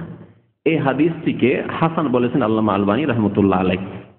কিন্তু এই হাদিসে কি বলা হয়েছে যে এই রাত জেগে জেগে ইবাদত করো? আল্লাহ এই রাতে মাফ করেন মুশরিক আর যারা শত্রুতা রাখে, এই দুই শ্রেণীর মানুষ বাদ দিয়ে বাকি মুমিনদেরকে মাফ করেন। তার মানে এই যে রাত জেগে ইবাদত করেন, নবী সাল্লাল্লাহু আলাইহি ওয়াসাল্লাম এই হাদিস বলেছেন, কিন্তু তিনি রাত জেগে ইবাদত করেননি। নবী সাল্লাল্লাহু আলাইহি ওয়াসাল্লাম এই হাদিস বলেছেন, কিন্তু দিনে তিনি রোজা রাখেননি। আর এই মর্মে যে হাদিস আমাদের দেশের মানুষরা পেশ করে থাকে, তাও ইবনে মাজাতে রয়েছে, তিরমিজিতে রয়েছে, যে নিসফে শাবান আসলে সুমু নাহারাহা ওয়া কুমু লাইলাহা, তোমরা রাত্রে কিয়াম করিও, তাহাজ্জুদ পড়িও। এই সবে 15 শাবানের, তাতেও লাইলাতুল বারাত, শবে বারাত বলা হয়নি, শবে বারাত নাম দিয়ে তারা দিয়েছে। নিসফে শাবান যদি আসে, তাহলে কি করো? তোমরা রাত্রে কিয়াম করিও, তাহাজ্জুদ পড়িও, ও সুমু নাহারাহার, দিনে রোজা রাখিও। এই হাদিসটি সম্পর্কে অধিকাংশ মুহাদ্দিসিন কেরামরা বলেছেন যে হাদিসটি যঈফ শুধু নয়, মওযু, জাল হাদিস। সুতরাং এসব জাল কথাবার্তার পিছনে না ছুটে আমভাবে নবী করিম সাল্লাল্লাহু আলাইহি ওয়াসাল্লাম যেসব ফজিলতের কথা বলেছেন তার উপর আমল করেন। নবী করিম সাল্লাল্লাহু আলাইহি ওয়াসাল্লাম শাবান সম্পর্কে কি করতেন? কয়েকটি হিদায়াত রয়েছে শাবান সম্পর্কে। শাবান মাস চলে আসলে, শাবান মাস যেহেতু কাছে আসছে, এক সপ্তাহ কম আছে, 5-6 দিন আর সময় আছে, তারপরে শাবান মাস আসলে আপনার চিন্তা করা উচিত যে গত রমজানের কিছু কাজা রোজা আছে, আপনার না থাকলে আপনার স্ত্রী থাকতে পারে। সুতরাং আল্লাহর হস্তে কাজাগুলি তাড়াতাড়ি করে নেন। গত রমজানের কাজা যদি থেকে যায়, এই রমজান চলে আসে, গুনাহগার হবেন আপনি। মা আয়েশা রাদিয়াল্লাহু তাআলা আনহা সময় পেতেন না নবী সাল্লাল্লাহু আলাইহি ওয়াসাল্লামের খেদমতের জন্য, কিন্তু শাবান আসলে যতগুলি কাজা থাকতো তাড়াতাড়ি করে কাজাগুলিকে সেরে নিতেন। তাহলে কাজা রোজা যদি থাকে, পুরুষের হোক আর নারী হোক, এই মাসেই সেরে নিতে হবে। 2 নম্বর হচ্ছে যে শাবান মাসে বেশি বেশি নফল রোজা রাখা, বেশি বেশি, নির্দিষ্ট কোনো দিনের নয়, শুধু 15 শাবানে নয়, অনির্দিষ্ট বেশি বেশি নফল রোজা রাখা শাবান মাসে নবী করিম সাল্লাল্লাহু আলাইহি ওয়াসাল্লামের সুন্নাত। তাহলে আপনি বেশি বেশি রোজা রাখেন, প্রথম শাবান থেকে শুরু করে যত পারেন রোজা রাখেন, বিশেষ করে 15 শাবানের আগ পর্যন্ত বা 20 শাবান পর্যন্ত এই দিকটায় রোজা রাখেন, শেষ দিকে রোজা না রেখেন। নবী করিম সাল্লাল্লাহু আলাইহি ওয়াসাল্লাম শাবান মাসের বেশিরভাগ দিনগুলিতে রোজা রাখতেন, যা বুখারী মুসলিমের বিভিন্ন রিওয়ায়াতে রয়েছে। মা আয়েশা রাদিয়াল্লাহু তাআলা আনহা বর্ণনা করেছেন, মা রাআইতু রাসূলুল্লাহ সাল্লাল্লাহু আলাইহি ওয়াসাল্লাম ইসতাকমালা সিয়ামা শাহরিন ইল্লা রমাদান। নবী করিম সাল্লাল্লাহু আলাইহি ওয়াসাল্লামকে রমজান মাস ছাড়া অন্য কোনো মাসের পুরা মাস রোজা রাখতে দেখিনি, অন্য কোনো মাসে পুরা মাসে রোজা রাখেননি। ওমা রাআইতুহু আকসারা সিয়ামান মিনহু ফি শাবান, আর শাবানের চাইতে বেশি রোজা নবী সাল্লাল্লাহু আলাইহি ওয়াসাল্লামকে অন্য কোনো মাসে আর রাখতে দেখিনি। তার মানে শাবান মাসে নবী করিম সাল্লাল্লাহু আলাইহি ওয়াসাল্লাম বেশি বেশি রোজা রাখতেন, যাতে করে এই নফল রোজা রাখার মাধ্যমে একটা অভ্যাস হয়ে যায়। তারপর রমজান মাস আসলে সহজে রোজা রাখতে পারেন আপনি। তবে শেষ দিকে রোজা রাখতে নিষেধ করেছেন। এজন্য শেষ 10 দিনে, শাবান মাসের শেষ 10 দিনে রোজা রাখাই ভালো। আর বিশেষ করে রমজান শুরু হতে যাচ্ছে তার 2-3 দিন আগে থেকে এই দিনগুলিতে একেবারে রোজা রাখা নিষিদ্ধ। এই দিনগুলিতে রোজা রাখবেন না, কারণ নবী করিম সাল্লাল্লাহু আলাইহি ওয়াসাল্লাম এই দিনগুলিতে রোজা রেখে রমজানের সাথে মেলাতে নিষেধ করেছেন। রমজানের সাথে মেলাতে নিষেধ করেছেন, অর্থাৎ 27, 28, 29, 30 এই যে দিনগুলি রয়েছে শাবান মাসে, এই দিনগুলিতে রোজা রাখবেন না। আবু হুরায়রা রাদিয়াল্লাহু তাআলা বর্ণনা করছেন, লা তাকাদ্দামু রমাযান বিয়াউমিন আও ইয়াউমাইন, রমজানের একদিন বা 2 দিন পূর্বে থেকে তোমরা রোজা রাখিও না। ইল্লা মান কানা ইয়াসুমু সাওমান ফালিয়াসুমু, তবে কারো যদি অভ্যাস থাকে সোমবার আর বৃহস্পতিবার রোজা রাখার, আর 29 রমজান 30 রমজানে বৃহস্পতিবার পড়ে গেছে, 29, 30 রমজানে সোমবার পড়ে গেছে, হ্যাঁ সে রাখবে, কারণ সারা বছর তার এরকম অভ্যাস আছে, এবার রোজা রাখবে। আর যার এরকম অভ্যাস নাই, রমজানের 2-3 দিন আগে থেকে রোজা রাখবে না, যাতে করে প্রস্তুতি নেই মানসিক দিক থেকে, দৈহিক দিক থেকে ফরজ রোজা রাখার জন্য। আর সন্দেহের দিনে নবী করিম সাল্লাল্লাহু আলাইহি ওয়াসাল্লাম রোজা রাখতে নিষেধ করেছেন। সন্দেহের দিন ওই দিনটিকে বলা হয় যেই দিন 30 শাবানও হইতে পারে, আবার প্রথম রমজানও হইতে পারে। কারণ ইসলামিক মাস, আরবি মাস 29 হয়, আবার 30 হয়। তাহলে 29 যখন হয়ে গেল, 29 শাবান, তারপরের দিনটা কি হতে পারে? 30 শাবানও হইতে পারে, আবার প্রথম রমজানও হইতে পারে, রমজানের প্রথম তারিখও হইতে পারে। এই দিনটাকে বলা হয়েছে ইয়াউমুশ শাক। নবী করিম সাল্লাল্লাহু আলাইহি ওয়াসাল্লামের একটি হাদিস রয়েছে, আবু হুরায়রা রাদিয়াল্লাহু তাআলা বর্ণনা করেছেন, মান সামা ফিল ইয়াউমিল্লাযী ইউশাক্কু ফি, যেই ব্যক্তি এমন দিনে রোজা রাখলো যেই দিন সম্পর্কে সন্দেহ রয়েছে, যে রমজানের প্রথম তারিখও হইতে পারে, আবার শাবানের 30 তারিখ হইতে পারে, ফাকাদ আসা আবুল কাসিম সাল্লাল্লাহু আলাইহি ওয়াসাল্লাম, সেই ব্যক্তি প্রিয় নবী মুহাম্মদ সাল্লাল্লাহু আলাইহি ওয়াসাল্লাম, যার কুনিয়াত, যার উপনাম হচ্ছে আবুল কাসিম, তার বড় ছেলের নাম যেহেতু কাসিম ছিল, আবুল কাসিম সাল্লাল্লাহু আলাইহি ওয়াসাল্লামের সেই ব্যক্তি নাফরমানি করল। সুতরাং শেষ দিকে রোজা রাখবেন না। বাকি এই শবে বরাতের রোজা, শবে বরাতের রাতের ইবাদত না, না রাতের ইবাদত রয়েছে, না দিনের রোজা রয়েছে। নির্দিষ্ট করে শুধুই 15 তারিখে রোজা রাখা না। 15 তারিখে যদি সোমবারে রোজা হয়, 15 তারিখে যদি বৃহস্পতিবার রোজা হয়, আর আপনার গত মাসে রাখা অভ্যাস ছিল, তার আগের মাসে রাখা অভ্যাস ছিল, তাহলে রাখেন। আর শুধু শুধু ওই দিনে রোজা রাখবেন না, বা আগে পরে কিছু রোজা রাখেন আর তার সাথে সাথে রাখেন, এই বিশ্বাস নিয়ে নয় যে এই 15 শাবানের বিশেষ কোনো ফজিলত আছে এই জন্য রাখছে, এইরকম উদ্দেশ্য নিয়ে নেই। যদি রাখেন নফল রোজা হিসাবে, তাহলে অবশ্যই রাখতে পারেন, যেমন নবী করিম সাল্লাল্লাহু আলাইহি ওয়াসাল্লাম শাবান মাসে বেশি বেশি রোজা রেখেছেন। এছাড়া বহু বিদআত রয়েছে শাবান মাস সম্পর্কে। শাবান মাসের এই শবে বরাত সম্পর্কে ভ্রান্ত আকীদা রয়েছে যে 1 বছরে যত লোক মারা গেছে তাদের আত্মাগুলি নাকি বাড়িতে ফিরে আসে। এগুলি বিদআতীদের ভিত্তিহীন কথাবার্তা। কারো আত্মা ফিরে আসবে না। আল্লাহ বলেছেন মানুষ মরে যাওয়ার পরে কিয়ামত পর্যন্ত ওয়ামিন ওয়ারাইহিম বারযাখুন ইলা ইয়াউমি ইউবাসুন, কিয়ামত পর্যন্ত আর তৈরি হয়ে যায়, কোনো মানুষ ফিরে আসবে না, না নবী, না কোনো আল্লাহর নেক বান্দা, না কোনো আলেম, না কোনো সালেহ, কোনো শহীদ, কেউ ফিরে আসবে না। কারো আত্মা ফিরে আসবে না পৃথিবীতে, না ফিরে এসেছে না ফিরে আসবে। ইলা ইয়াউমি ইউবাসুন, কিয়ামত পর্যন্ত আর বারযাখ আর তৈরি হয়ে যায়। তাহলে বারযাখী জীবনে তারা আছেন। বারযাখী জীবনে আল্লাহর নিয়ামত, আল্লাহর নেক বান্দা যদি হন, আম্বিয়া, রাসূল, সিদ্দিক, শুহাদা, সালেহিন যদি আল্লাহর নেক বান্দা জান্নাতি হন, তাহলে আল্লাহর বহু নিয়ামত পাচ্ছেন তারা। কিন্তু তারা কোনোদিন বা তাদের আত্মা কোনোদিন পৃথিবীতে ফিরে আসবে না। আর এই জন্য হাল্লা রুটি তৈরি করা, আর বিধবাদের সেজে সুজে বসা, যে আমার স্বামী আজকে আসবে, দেখে যাবে, দর্শন করে যাবে, সব হিন্দুদের থেকে এসছে। তারপরে কবরস্থানগুলিকে আলোকিত করা, আগরবাতি, মোমবাতি দিয়ে ইত্যাদি, সব বিদআত রয়েছে, বহু বিদআত রয়েছে যা ভারত উপমহাদেশে রয়েছে।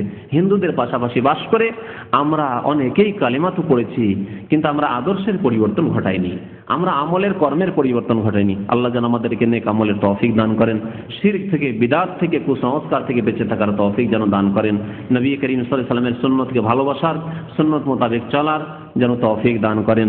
আমিন ইয়া রাব্বাল আলামিন। সাল্লাল্লাহু আলা নবিয়িনা মুহাম্মদ ওয়া আলা আলিহি ওয়া সাহবিহি আজমাইন। এক ভাই লিখেছেন, আমার সন্তান অসুস্থ, দোয়া করবেন আল্লাহ যেন শেফা দান করেন। আপনার সন্তানকে যেন আল্লাহ শেফা দান করেন, আল্লাহ যেন আমাদের সবাইকে শেফা দান করেন, আরোগ্যতা দান করেন। যেসব ভাইরা সুস্থ রয়েছেন তাদের সুস্থতা বৃদ্ধি করেন, আল্লাহ তাদের স্বাস্থ্যে বরকত দান করেন। যারা অসুস্থ রয়েছেন আল্লাহ তাদেরকে সুস্থতা দান করেন। যারা ইন্তেকাল করেছেন তাদের গুনাহ খাতা আল্লাহ মাফ করে দেন মুমিন মুমিনাতদের। ইশরাক ও তাহাজ্জুদ এবং 5 ওয়াক্ত নামাজ কত রাকাত? 5 ওয়াক্ত নামাজ কত রাকাত তাও বলতে হবে, তা তো মুশকিল। হ্যাঁ হ্যাঁ, 5 ওয়াক্ত নামাজও বলতে হবে, এইরকম প্রশ্ন আসতে পারে, চিন্তা করতে পেরেছেন? নিশ্চয়ই জানা নেই তাহলে। 5 ওয়াক্ত নামাজ, 5 ওয়াক্ত নামাজ মানে হয়তো উদ্দেশ্য যে মানে সুন্নত টুন্নত এসব সহ। 5 ওয়াক্ত নামাজ বলতে ফরজ নামাজ। যখনই বলবেন 5 ওয়াক্ত নামাজ কত রাকাত, তখন ফরজ নামাজ এটা ধরে নিতে হবে, এটি হচ্ছে ইসলাম। 5 ওয়াক্ত ফরজ নামাজ হচ্ছে কত? 17 রাকাত। আর সুন্নতের রাতিবা হচ্ছে কত? 12 রাকাত অথবা 10 রাকাত। আব্দুল্লাহ বিন ওমর হাদিসে 10 আছে, অর্থাৎ জোহরের আগে আপনি 2ও পড়তে পারেন, 4ও পড়তে পারেন। 4 পড়েন ভালো, তাহলে 12 করলেন আপনি। আর যদি জোহরের আগে 2 আর পরের 2 এইভাবে করেন তাহলে 10 হবে। 10-এর উপর কেউ যদি আমল করে তবু অসুবিধা নেই, তবে 12 করলে ভালো। আর তাহলে হয়ে গেল 17 আর 12। 17 আর 12 কত রাকাত হইল? হ্যাঁ, 29। আর বেতর হচ্ছে, বেতর কত রাকাত? 1 টাকা এখনো মানে গ্রহণ করতে চান না আপনারা। যদি 3 বলেন তার মানে তার কমে নেই, আর যদি বলেন 1 অথবা 3 অথবা, তাহলে ঠিক আছে, সুন্নত এইভাবে বলবেন। কারণ নবী সাল্লাল্লাহু আলাইহি ওয়াসাল্লাম বহু সময়, একবার দুইবার না, আওতারা বে ওয়াহিদা, আওতারা বে ওয়াহিদা, আওতারা বে ওয়াহিদা, বহু হাদিস আছে। তাহলে এই উপেক্ষা করা শুধু এই জন্য যে কোনো এক মাযহাবে এক কোন নামাজ নাই সেই জন্য না, মোটেই ঠিক না।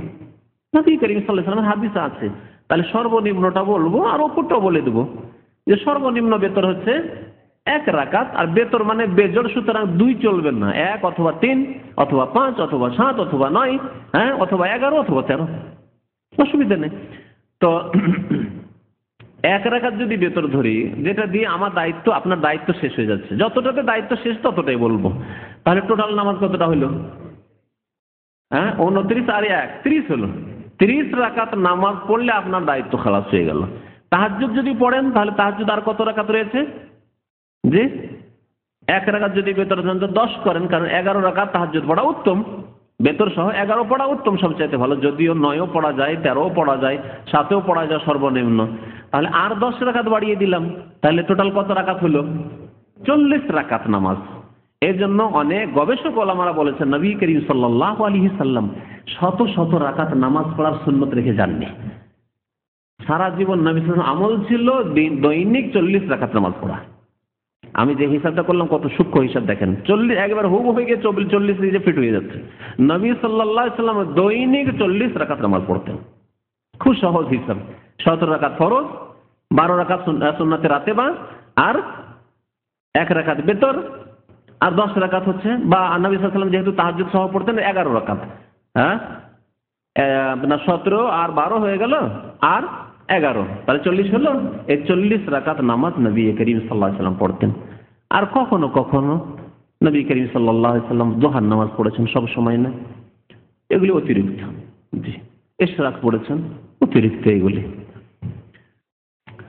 আর বুজুর্গানে দিনের নামে কে নাকি 1 রাকাত, 1 রাতে 1000 রাকাত, কে 300, কে 500, কে 700, এগুলি তো নবী সাল্লাল্লাহু আলাইহি সাল্লামের আদর্শ নয়, এত সংখ্যা নামাজ পড়া। সুতরাং এগুলি বেশি কিস্সা কাহিনী বয়ান করা আর শোনা, এগুলি কোনো ভালো কাজ নয়।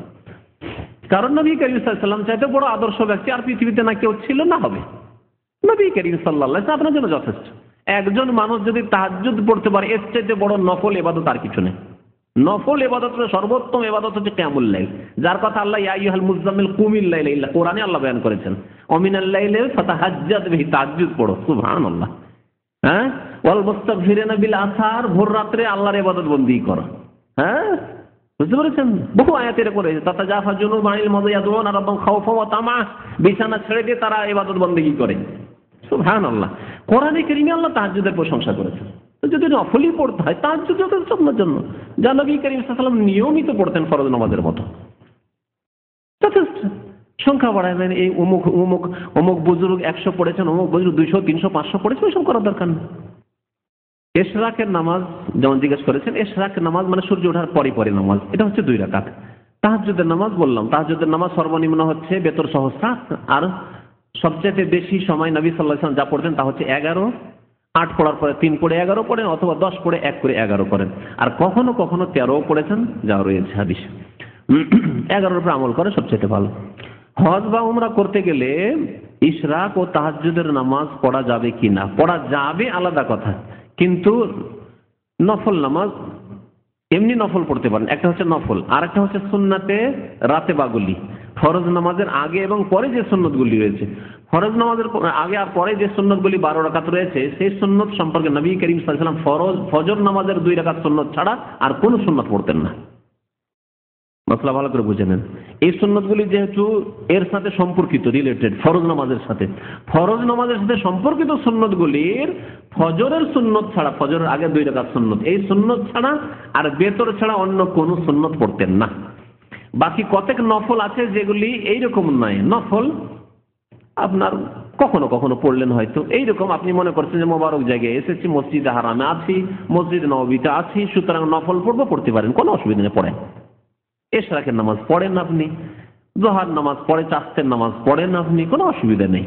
রাত্রে ভোর রাত্রে এখন আজান হয়নি, চলে এসছেন মসজিদে হারামে, হইলে তো তওয়াফ করবেন, তওয়াফ করে বেশি ভালো। তওয়াফ করতে পারছেন না হয়তো, নামাজ পড়েন আপনি, বা দোয়া করেন আপনি, কোরআন তেলাওয়াত করেন আপনি, সবই করতে পারেন। মসজিদ নববীতে সেখানে তার তওয়াফ নেই, মসজিদ নববীতে ভোর রাতে রাত 3টার সময় দরজা খুলে দিয়েছে, চলে এসছেন, আলহামদুলিল্লাহ, তো আপনি নামাজ পড়েন, অসুবিধা নেই। তাহলে নফল নামাজ এভাবে পড়তে পারেন। তবে নবী সাল্লাল্লাহু আলাইহি ওয়াসাল্লাম সফরে কখনো তাহাজ্জুদ পড়তেন না, সফরে তাহাজ্জুদ পড়তেন না। জি, সাল্লাল্লাহু আলাইহি ওয়া সাল্লাম মুহাম্মদ ওয়া আলা আলিহি ওয়া সাহবিহি।